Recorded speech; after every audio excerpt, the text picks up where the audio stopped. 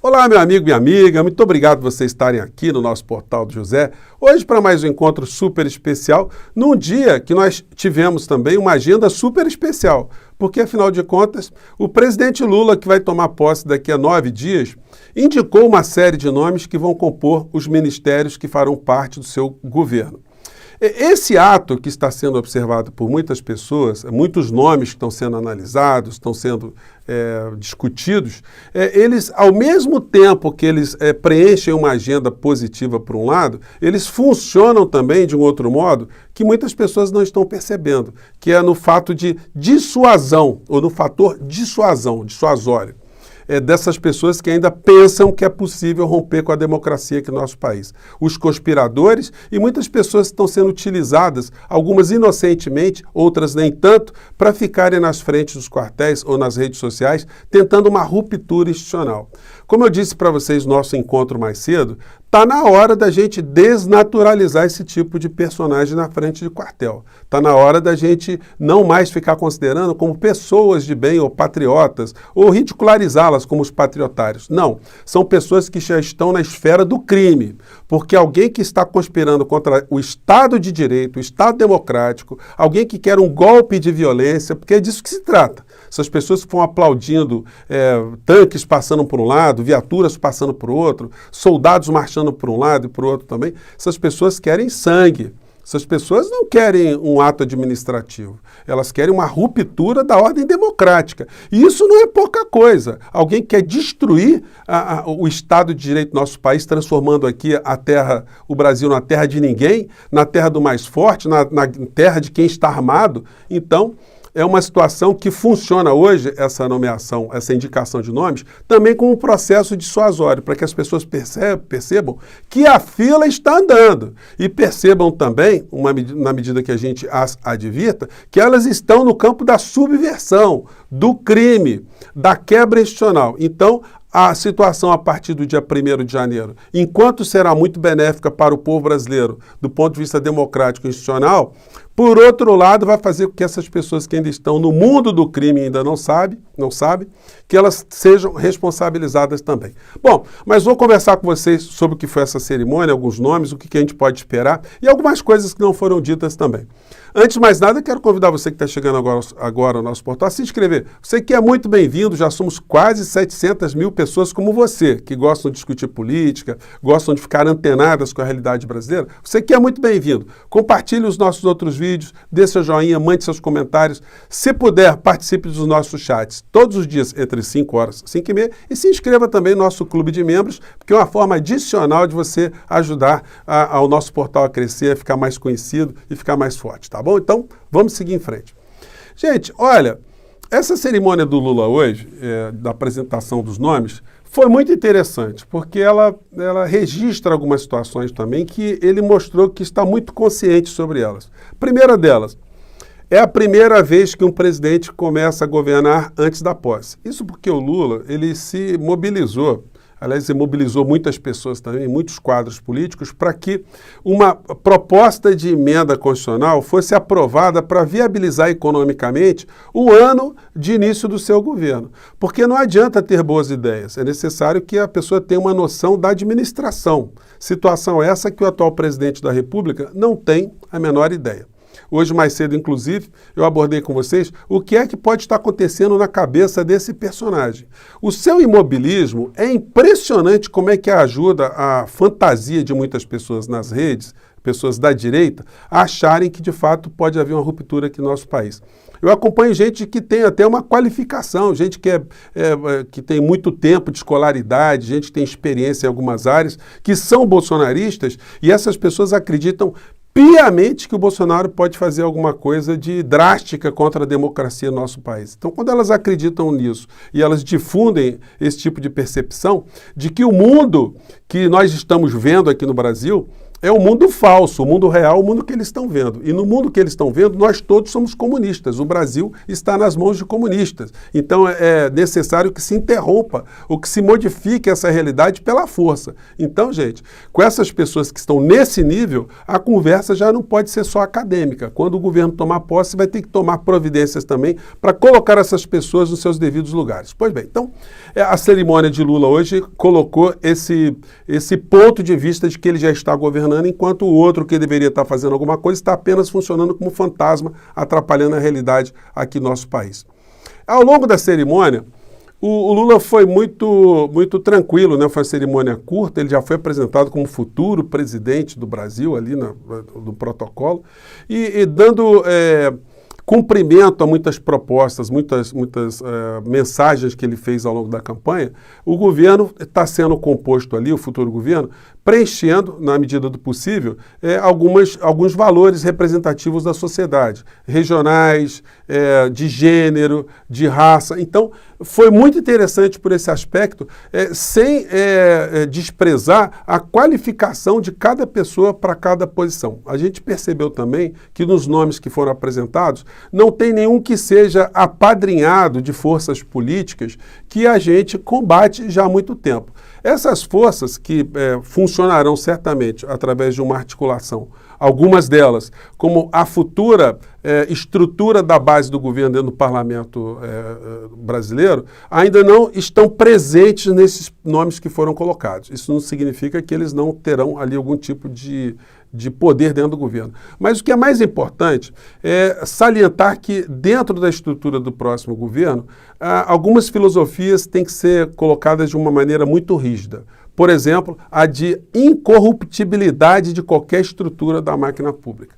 O presidente da República ele pode delegar qualquer cargo para qualquer força política, mas ele tem que deixar bem claro que nenhum tipo de desvio poderá ser tolerado. Então, ele cobrou das pessoas que ele está indicando, o Lula, eficiência, porque só através da eficiência você vai poder mudar a ideia que muitas pessoas tinham do Lula, tinham do PT, tinham do governo, da mentalidade, da filosofia, da ideologia, com uma administração que mostre para essas pessoas que é possível a gente ter um país democrático, um país que as pessoas pensem diferente, que as pessoas que elas estavam achando que eram algumas coisas não são democratas, enfim, será necessária muita eficiência. Mas todos os ministros que estão sendo indicados, os futuros ministros, eles só poderão ser eficientes se houver recursos materiais, recursos financeiros, recursos humanos. Porque não adianta colocar uma pessoa num prédio sem nenhum tipo de estrutura que ela não vai conseguir fazer absolutamente nada. E aí a gente vai enfrentar um X da questão que é o nevrálgico, que é a questão orçamentária do Brasil. O Lula não vai conseguir implementar absolutamente nenhuma grande transformação, nenhum ministro vai conseguir implementar nenhuma grande transformação se o orçamento da União não for enfrentado em relação à má distribuição que ele sofre nos dias de hoje, como tem sofrido ao longo das últimas décadas. A gente não pode tolerar que mais de 50% do orçamento da nação, da riqueza da nação, fique nas mãos de bancos, da ciranda financeira para pagar títulos, juros, encargos, enfim. O povo brasileiro tem que ser conscientizado que isso está acontecendo, até para poder ajudar a pressionar que haja uma conversa do futuro presidente da República com esses setores. Olha, vocês ganharam sempre muito, vocês estão muito bem, vamos conversar? Não quero acabar com vocês, mas vamos negociar porque nós agora estamos vivendo um período que é necessário reconstruir o nosso país, a nossa democracia, é necessário que a gente consiga implementar alguma justiça social, que a gente acabe com esse abismo e acabe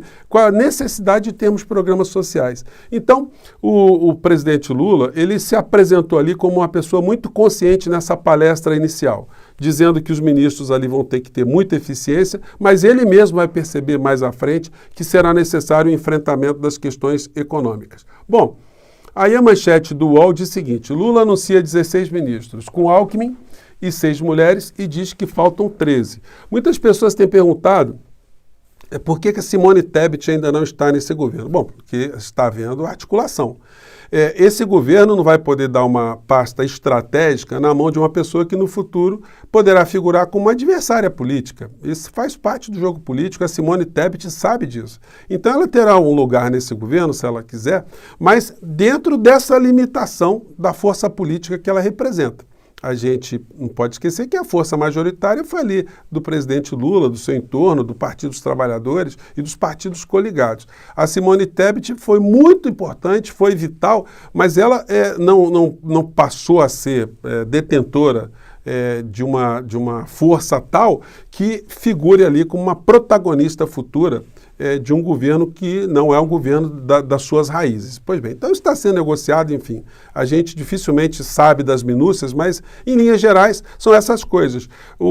A política não é um local feito só por frades ou por freiras, não, política é pragmática, todo mundo está analisando ali como é que pode exercer o poder para implementar as suas filosofias de vida, os seus desejos, a sua forma de enxergar o mundo. Faz parte disso, a gente vai ter mais discussões mais à frente ao longo desses próximos dias aí. Bom, em relação aos nomes, todos eles são de natureza política.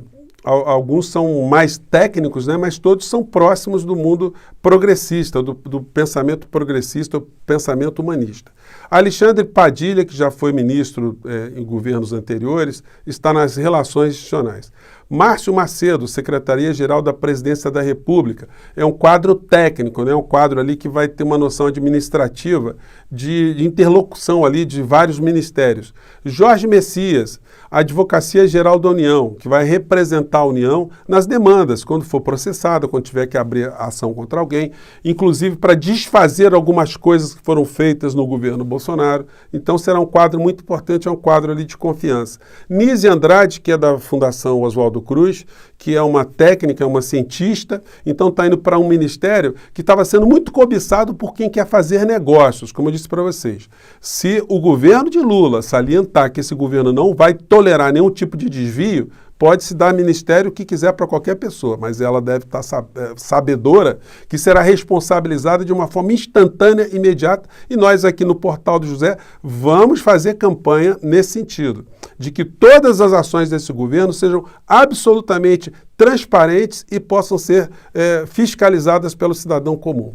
Aí tem o Camilo Santana, ex-governador do Ceará, que tem todos os predicados em educação. O estado do Ceará há muitas décadas tem tido um desenvolvimento da educação melhor do que os outros estados. Esther Vec, da gestão, também é um quadro também técnico que está sendo trazido.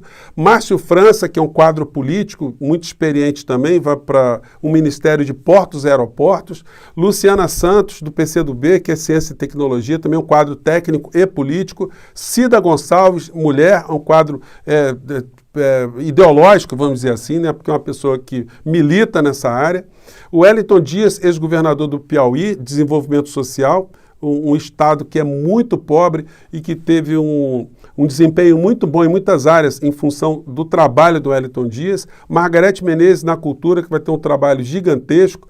Luiz Marinho, no trabalho, que também tem muita experiência nessa região. Aniele Franco, da Igualdade Racial, é um nome que tem um simbolismo muito grande, junto com Silvio Almeida, nos direitos humanos, que é um quadro excelente, é intelectual, é um militante. Então, o Ministério dos Direitos Humanos está em ótimas mãos. Agora, todos eles terão que ter recursos para poderem serem eficientes, como disse, ou como cobrou o presidente Lula na apresentação. Geraldo Alckmin, que vai ficar com desenvolvimento, indústria e comércio, dispensa comentários, ex-governador, e o Lula até fez uma brincadeira, né, que o Alckmin pediu pediu trabalho, me dê trabalho. Né? Ele falou, eu vou dar trabalho para esse cara aqui, senão ele vai me perturbar bastante. Ele deu para ele um ministério bastante importante, onde ele vai ter muita articulação ali, ele certamente vai ter muito que apresentar, porque ele tem essa interface com esses setores todos. E Vinícius Marques de Carvalho, da Controladoria Geral da União. Esse vai ser um quadro estratégico também, porque